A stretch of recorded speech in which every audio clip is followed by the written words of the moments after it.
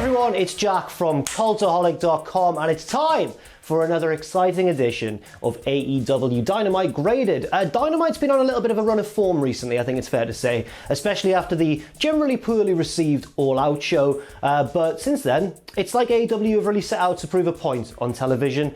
Let's see if this role can continue with last night's Dynamite. But how good was Dynamite? There's only uno way to find out, and that is by assigning each individual segment a bueno individual grade. That's right, it's time for AEW Dynamite Graded en Espanol, apparently, so that's fun. Let's go.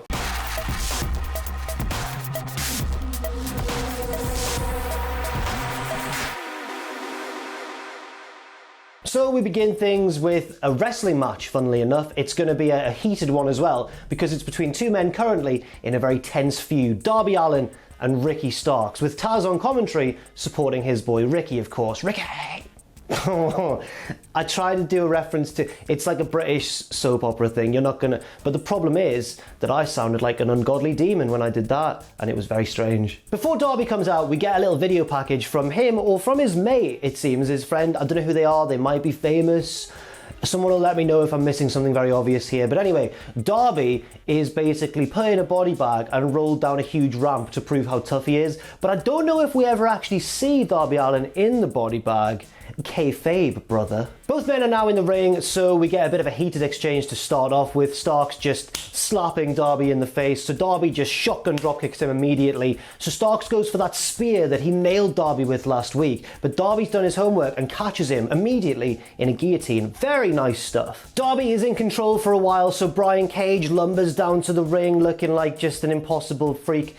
He's about to get in the ring, but here comes Will Hobbs from behind, also ready for business because both guys are wearing no shirt and jeans, and they're just the two big lads brawl to the back, and that seems to set up a match for next week. But this distraction does allow Ricky Starks to work his way back into the match. It settles down a bit, both men are working each other's backs, which makes a lot of sense because they're both wrestlers, they've probably got quite sore backs, and one of them's Darby Allin, so sore back, probably the way to go. We get a big strike exchange, which Darby wins. He goes for a springboard move off the ropes, turns around in midair, and Starks catches him with a beautiful midair spear, but it only gets two. Starks is a bit desperate now. He takes Darby up top. Darby pushes him off and hits the coffin drop, but Starks is laying face down, so it actually hits him. It's some spine-on-spine action, and it looks gnarly. Darby picks up the victory, and that's the end of the match. It's a good start to Dynamite. This gets an A- grade from me. I really enjoyed how heated it was. I enjoyed how you could tell they were definitely feuding. This almost got downgraded to a B+, because I would have really liked to have seen Starks win the match instead of Darby getting, you know, another victory, which he always seems to pick up here and there. I think Starks could have used it more, but then I thought, no, there was nothing I could think of about the match that I didn't enjoy, and that mid-air spear was a really nice spot. So I didn't downgrade it to a B+, it's staying at A- for now. Next up, here comes, with an impossibly long entrance, it has to be said. He's got about 3 intros now, this lad. It's Cody Rhodes' Goth edition to cut a promo. Cody is asked by Dasha in the ring about the injury that he's recently taken time off to recover from, and Cody says that his trainer, Al Snow, once told him, what does everybody want? No, he didn't. No, whoa. No, he told him, never wrestle. I've distracted myself with my own rubbish joke. Al Snow told Cody, back in the day when he was training him, he's done it again. He told him that everybody wrestles hurt, but never wrestle injured, implying there's a distinction between the two. And Cody said that he's recently realized maybe injury doesn't necessarily just mean physical. Cody then starts explaining what he means by bringing up kind of a little half secret of the business. He talks about the handshake culture backstage, and it's true. When we were on the road with WCPW, even if we were running with the same crew 3 nights in a row in different venues, even if you saw somebody in the morning who you'd seen the night before, you shake hands with everyone at the start of every new day. And it wasn't just the wrestlers, it was like all of us, all the crew, the camera guys, the ring crew. It was weird, but Cody explains it a little bit. He says that these wrestling handshakes are often misconstrued as a respect thing. He says it's not, it's more of a need thing. We need each other. Wrestling is kind of a team game. There's 2 names on the marquee. So how does Cody himself feel knowing that he's the guy who lost to Brodie Lee in just 3 minutes. He's deeply ashamed of that. He says that then obviously he got the call from Hollywood and he sat there with Rosario Dawson and Snoop Dogg and these huge names, and he sat there and all he can think about is how he is the guy who just lost in 3 minutes. It's still eating at him. He also brings up that people are talking about wanting to be the ace of the company, and he says as far as he's concerned, there are only 3 people who can be aces at the minute. The 3 champions, Shida, Moxley, and Brodie Lee. And he says, Brodie has challenged me to this dog collar match, and as executive vice president of AEW, I have to say no. And he leaves the ring and he walks up the ramp and everybody is stunned. But then he comes back and accepts it anyway. Way, what a lad. He was just having us on. He says his answer is no, and then he goes, no regrets, no backing down, blah, blah, blah. A lot of wrestler things, and then said, yes, I accept your challenge. And that's going to be for next week. It's a pretty huge one for TV. As soon as Cody is accepted, here comes Brodie Lee furiously marching down to the ring. He gets in the ring. They start brawling. There's Dark Order members surrounding the ring as well. Here comes Brandy. She gets up on the corner. The Dark Order members are below, and she very gently sentons onto them. They totally catch her and wait a second and then go, oh, we've got to be hurt here, haven't we? So they all fall over with her. And it was unintentionally a bit comic, but I understand the point of it. A lot of wrestlers at ringside jump into the ring to separate Cody and Brodie Lee, and then Brodie kind of goes, all right, he walks away up the ramp. Meanwhile, on the outside, Anna Jay has jumped Brandy. Nyla Rose has jumped the guardrail and is just beating somebody up for no reason because she's Nyla Rose. And then Brodie, when it's all calmed down, charges the ring again, and they have a bit more of a scuffle and get broken apart again. And then he stares at Cody and they do the big stare down.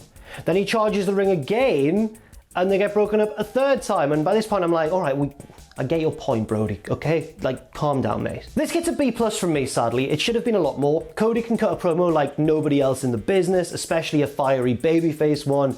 I can't wait until, hopefully, at some point he turns heel and we can see what a heel Cody promo in 2020 or 2021 or whenever he does it is like.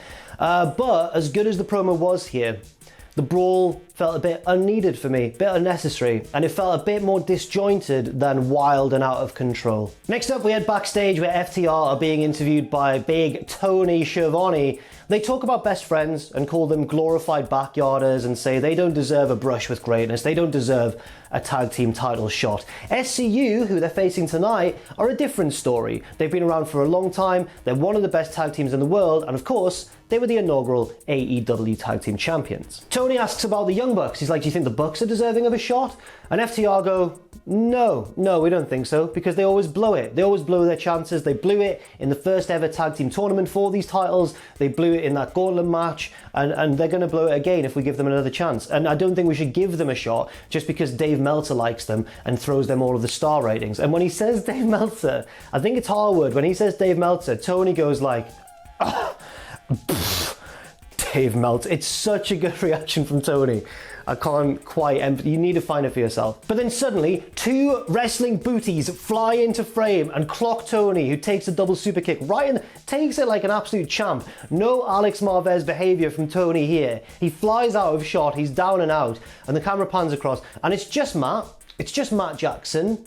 They're trying to act like Nick is there, but again, he's not, and it seemed like he wasn't there last week either, but for whatever reason, I'm sure we can make our guesses and our assumptions, but he's not there, and they try to cover it, and it wasn't quite effective for me. But Matt's there anyway, and he says, oh, sorry guys, just popping in, and FTR are like, why didn't you super kick us? We're right here, why are you scared? And Matt walks off, and he does the whole like, come on, Nick, but Nick's out of shot, so we can assume he's not there. We then cut to SCU, who are ready to go for their match against FTR, and Sean Spears is there waiting in Gorilla, like sort of behind the curtain, and he says, oh, good luck, boys, as SCU go through the curtain to make their entrance.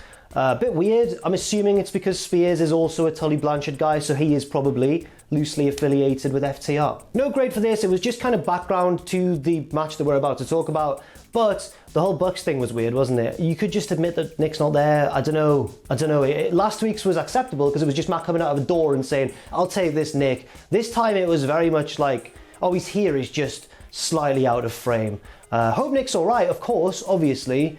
I just feel like they could have maybe handled it with a bit more tact. Now we get the tag team title match, the open challenge, or the invitational challenge, I suppose. It's not open at all, between FTR and SCU. SCU, of course, represented by Kazarian and Scorpio Sky, with Daniels on the outside of the ring. And Hangman Page, a very drunk Adam Page, on commentary. We get a tentative start to this one. Both teams are clearly very wary of each other's skills. And I need to read this word for word, because on commentary, JR says about SCU, you can say you've been teaming together for 20 years, but do you have 20 years experience or the same experience 20 times? You've got 20 years experience there, Jim. At one stage, Cash Wheeler hits the ropes, fakes being tripped by Daniels on the outside, and the ref throws Daniels out. It's a bit of an Eddie Guerrero spot, but one that I don't think I've ever seen before, so I really enjoyed that bit of the match. At this point, FTR are doing all of their usual tricks. They're cutting off the ring, they're trying to take the illegal man out before the tag can be made, they're distracting the ref on pinfall attempts, but they're not totally outwitting their opponents. They're really having to struggle and fight for every little inch of advantage in this match, and FTR are so good at making their opponents look good. Not that SCU needed any help to look good anyway, but it makes for a very, very nice match. And then at one stage, the match just hits a higher level. Like, FTR go for kind of a Doomsday Device variation, and as Harwood jumps off the top rope, Kazarian twists him in midair and turns it into like a super belly to belly. That's awesome. At one point, two of the guys do like, you know, the classic crossbody, oh no, it's a roll-up spot that sometimes gets a pinfall. They do that, and then the guy on the bottom reverses it again. So it's like a crossbody roll-up spot, which I don't know if I've seen before either. The match just kicks into a higher level and it's really compelling. Eventually, Scorpio Sky goes for a vertical suplex on Wheeler over, Wheeler's on the apron over the top rope, and as he does so, Tully Blanchard trips the leg and holds onto it as Wheeler flops onto Sky for the dirty pinfall victory. I don't know what to say about this match other than it was fantastic. I really enjoyed it. It gets an A grade, and if this is what FTR's open or invitational, challenges are going to be like, then bring it on. Loads more of these, please. This was awesome. Over to commentary now for a very short segment, no grade, but it's just a bit of exposition. Excalibur reveals there's going to be an 8-man tournament with the finals taking place at Full Gear, and the winner of that becomes #1 contender to the AEW World Championship. And Excalibur reveals that there are 3 of the 8 names already announced. He reads them out for us, and it's Jungle Boy, Phoenix, and Kenny Omega. And Hangman, who's still on commentary, spits out his drink. He can't believe it. He storms off. And whenever we get Omega versus Hangman, it's going to be insane. Now, around this sort of time of the night, Game 1 of the NBA Finals between the Lakers and the Heat is about to tip off. So AEW bring out the big guns, Chris Jericho. Jericho is, of course, taking on Isiah Kassidy of Private Party this week. Kassidy has Mark Quinn and Matt Hardy with him. Jericho's brought like all of his boys, all the inner circle are with him for this match. Jericho's very generous in this match. He gives Isiah Kassidy a lot of offense. He shoves Isiah to start off with, then just turns his back on him. Cassidy's on him from that moment on and is just beating Jericho all over the ring. They head to the outside. Jericho gets clotheslined over the guardrail where Luther is, everyone's favourite. He shoves Luther. Luther clotheslines Jericho over the guardrail, and there's no DQ for that. The ref seems fine with this happening. We'll see what this means later on at the end of this match, but anyway, back into the ring. Cassidy lands a nasty, heavy-looking swanton bomb on Jericho, which looks like it sucks for both men. Then he nails kind of a flipping stunner, then his springboard off the bottom rope stunner, but both moves are only good enough for a 2 count. Can you hear that engine outside? Is it just me? If you can't, it's very distracting. Jericho fights back and hits a lion salt, but it only gets knees. Then Cassidy hits a beautiful lion salt of his own for 2, then hits the... Can you hear that engine? Then Cassidy hits the code breaker, another of Jericho's moves, but again, it's only good for 2. I've just realized it's not an engine, it's a lawnmower, so this could take a while. Cassidy hits springboard straight into a Judas Effect back elbow from Jericho. 1, 2, 3, and Jericho, very fortunately for himself, picks up the lucky win. It's not over yet though, as he heads to the outside, just starts brawling with Luther. Hager comes over. Serpentico gets involved because he's Luther's mate, and everyone's having a bit of a brawl at ringside. It only lasts a few seconds, and Jericho and the Inner Circle leave, and it sets up a match next week, which is Luther and Serpentico against Hager and Jericho. Now the reason for this match is because Luther was one of Jericho's first opponents and his old friend from years ago, and next week is 30 years of Jericho, a big celebration of Jericho's anniversary in the business. Anyway, as for this match, I'm going to give it a B+ grade. Cassidy got a lot of offense in, despite the fact he was never going to win, and I think that was the right call to make. We get a very short little vignette now of Kip Sabian and Miro testing out activities, fun ones, for the bachelor party. They do a bit of axe throwing, they're in the arcade. At one point, Sabian heads to the toilet, and Miro's like, oh man, I really want to make this bachelor party good. And the camera pans across and the voice goes, I think I can help you out with that. And it's right, this, for people who haven't seen the documentary or just invested in that sort of world, it's Billy Mitchell the video game villain, real life villain, I suppose, the King of Kong and all that, the guy who set records in Donkey Kong and Pac-Man and then had the credibility of those records challenged. Yeah, it's Billy Mitchell. What is he doing here? This was 100% one of the gaming lads in AEW's decision. It was going to be Sabian or Omega or somebody. But yeah, Billy Mitchell's there. He's going to help Miro plan this bachelor party. I'm assuming it'll involve old arcade games now, and what a surprise that was to see him there. No grade anyway, but yeah, I didn't know what to make of that at all. We head backstage. We're about to have Orange Cassidy's match, but as he's there preparing with Best Friends, here comes FTR to again reiterate to Best Friends that they're nothing more than jokes and they're never going to get a shot at these tag team titles. And the Best Friends go to hit them. FTR flinch, and then Cassidy goes weenies and calls them weenies and then makes his entrance. Very Orange Cassidy sort of insult, I suppose. Cassidy's opponent for this one is 10, the big lad from the Dark Order. Not Brodie Lee, the other big lad from the Dark Order, the wide hench lad from the Dark Order. Not John Silver, the tall hench lad, 10, the one with, he's got 10 drawn on his body. Anyway, 10's there accompanied by 5 and John Silver on the outside. John Silver gets involved in the banter at the start because 10 takes Cassidy's shades from him, puts them on John Silver, who looks so happy to be there, and Cassidy is not amused. 10 gets some nice offense in. The Dark Order all kind of mock Cassidy's and the Best Friends' big hug on the outside, but then Orange just dives onto all of them. He gains the advantage from here and eventually picks up the win with the Superman, the Orange Punch, as it's called, and I don't like that name for some reason, and the Beach Break, the Air Raid Crash variation for the 3. This gets a B grade, a nice little fun, light-hearted, short match to break things up. Nothing more than that, but it didn't really need to be. Good to see Orange Cassidy get the win as well, after bravely losing against Brodie last week. We head backstage, where MJF and Wardlow enter the Inner Circle's locker room where they're all chilling after Jericho's win.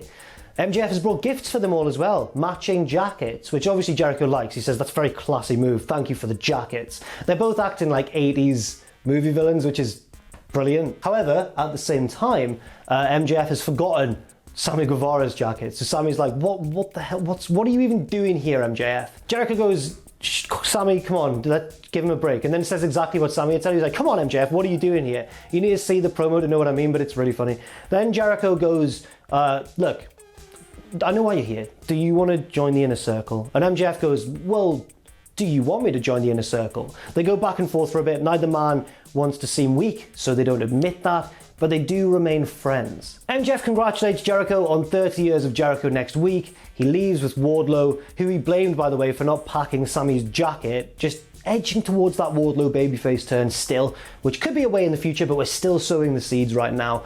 And after he's gone, Sammy Guevara goes, what a loser. And Jericho's like, no, Sammy, come on. And then to cap off the promo, in the best, cheesiest way possible, Jericho's like, hang on, Sammy, perhaps he's not. And it's done with that level of cheat. It's absolutely fantastic. This segment, although it wasn't much and it wasn't very long, still gets an A- grade from me. I'd usually give one of these segments a no grade because they're quite short, but this has to get an A- at least because I laughed my arse off watching it. Next up, we get the kind of the in-ring return of Dr. Britt Baker, DMD, because she, of course, took part in that tooth and nail match against Big Swole, but this is her first in-ring match against Red Velvet, so it's a bit of a short one, and obviously Britt Baker picks up the win. But that comes after a bit of a technical opening, and then a period of short dominance for Britt Baker, and then a bit of a comeback for Red Velvet, before Baker gets the win with like, kind of a Seth Rollins stomp almost. It's weird, it's like, it's so similar to it, but different enough to be a distinct move. It gets a C grade, it's a short match, there's nothing really to it, but it's good to see Britt Baker back, and after the match, of course, as well, she clamps on the lockjaw for extra heel heat. And finally, we get the main event of the night. We don't yet know who Moxley's opponent's going to be, but it's going to be chosen by Eddie Kingston. Kingston heads to the ring, he's got Pentagon with him, he's got Phoenix with him, and he's got Bryce Remsburg with him as well, who he bullies a little bit. He goes, right, Bryce, we've known each other for a long time. Last week, why on earth did you call for the bell when I didn't tap out to Moxley's Bulldog choke? And to be fair to Bryce, to be fair to the man, despite being absolutely dwarfed by Eddie Kingston and, you know, outnumbered 3-1, he stands up for himself and for his profession, for the stripes. He says, well, you know, it's my job, and sometimes you have to protect the wrestlers from themselves and that's what I did for you last week. I'm like, brilliant answer from Bryce Remsburg. Eddie Kingston does not share my opinion. Himself, Pentagon and Phoenix all surround Bryce, and it looks like they're going to beat him down. But here comes Jon Moxley out of the crowd to save Bryce and to chase off the heels, or chase them outside of the ring anyway, with a barbed wire baseball bat. But as he's kind of posing and posturing in front of them in that Jon Moxley way, he's blindsided by his opponent for tonight, as chosen by Eddie Kingston. It's the Butcher. Now I'm surprised because before the show started, Pentagon tweeted out a huge, like a picture of himself, like a poster, a match poster basically, of himself dwarfing Jon Moxley and being all around him in the background. And I was like, well, he's spoiled it, hasn't he? He's spoiled the main event. Thanks very much, Pentagon. But I was very excited because, of course, I really love Penta and also Moxley, and I think they could have a great match on TV. However, it was the Butcher instead. Hopefully we get that Penta match in the future. However, the Butcher did make the most of his chance to impress here. He jumped Moxley before the bell when he was facing the other way and just dominated large stretches of this match. The amount of bumps that Moxley took in this one, his back must be sore today. Butcher's slamming him down multiple times, he's working the leg a lot, he's just knocking him down with stiff shots as well. Butcher looks great. In fact, he's worked Moxley's leg so much that when they head to the outside and Butcher goes to whip him into the guardrail, Moxley just kind of stops and can't even run. He can't even get to the guardrail. Butcher runs at him, but Moxley turns that into just a kind of a throw of Butcher into the guardrail, and Butcher takes such a hellacious bump, man. Back in the ring, Moxley has to break out the big guns. He goes for a superplex and also a pile driver, but the Butcher survives, and every little moment he gets to do so, he's going back to Moxley's leg. He's locking on single leg crabs. He's just hitting the leg, stomping the leg. He's doing everything he can to reduce Moxley's mobility. But eventually, he takes his eye off the ball. Moxley hits an instinctive paradigm shift, transitions that straight into the Bulldog choke, and the Butcher taps out, and Moxley wins the main event, while Kingston seethes on the outside. And because Kingston's still annoyed at Moxley, I'm guessing we're going to get him throwing his boys at Moxley some more. So maybe we will get that Penta match in the future. Maybe we'll get a Phoenix one as well. Maybe the Blade. Maybe Eddie Kingston again, although he has already lost. This gets a B+ grade. It's not the flashiest or the best Moxley match we've ever seen in AEW, but it was still a very good one and a very effective one, and the structure of it made the Butcher look really good. It made him look better than I think a big A-grade match would have. Even though the quality of it was slightly reduced, Butcher, I think, benefited from it more. And so that's it. Bit of a low-key ending to Dynamite this week with just a clean victory for Moxley, and that's it. See you later. To cap off what was a good show, I think overall I'm going to give it an A- grade. Not the flashiest again or the most spectacular Dynamite you'll ever see, but just one full of quality action, especially the opening match, Darby Allin and Ricky Starks, and that tag team match, man, between FTR and SCU. Check it out. It was really, really fun. Great promo work as well from the likes of Cody, Jericho and MJF backstage as well, of course, and lots to look forward to next week. We've got Jericho, 30 years of Chris Jericho, and of course, that big dog collar match between Brodie Lee and Cody. Can't wait for that. Next week should be a big one, but they've set it up with a very nice show here. And that's it for Graded this week. Thank you very much for watching. I've been Jack from Cultaholic.com. Leave your thoughts on Graded, on Dynamite even, this week's Dynamite, in the comment section down below. Stay safe out there, stay positive, and I'll see you soon.